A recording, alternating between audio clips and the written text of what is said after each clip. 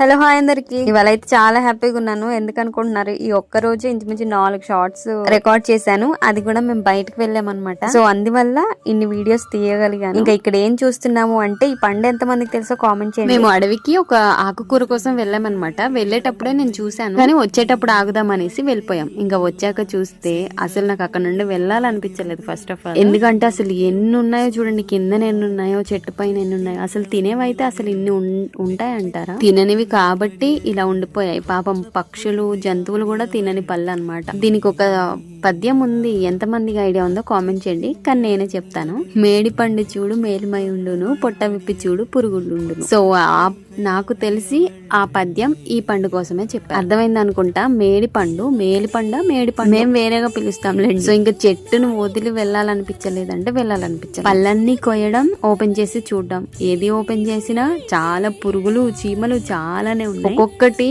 Cricket ball size లో ఉంది. అసలు ఎన్ని ఉన్నాయి చూడండి, దానికి అదే ఎలా రాలిపోతున్నాయో. ఎంత హ్యాపీయో నాకు.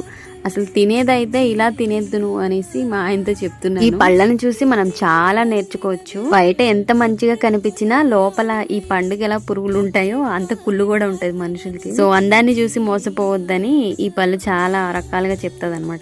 ఈ పళ్ళలో కూడా తినేవి కూడా ఉంటాయి, కానీ చిన్న సైజ్ లో ఉంటాయి అనమాట. అవి మామిడి పళ్ళ సీజన్ లో ఉంటాయి. ఖచ్చితంగా అప్పుడు వీడియో చేసి పెడతాను. నెట్ ఈ పళ్ళని మీరేమంటారో కామెంట్ చేయండి. వీడియో నచ్చితే లైక్ చేయండి, షేర్ చేయండి, సబ్స్క్రైబ్. బాయ్ మరి.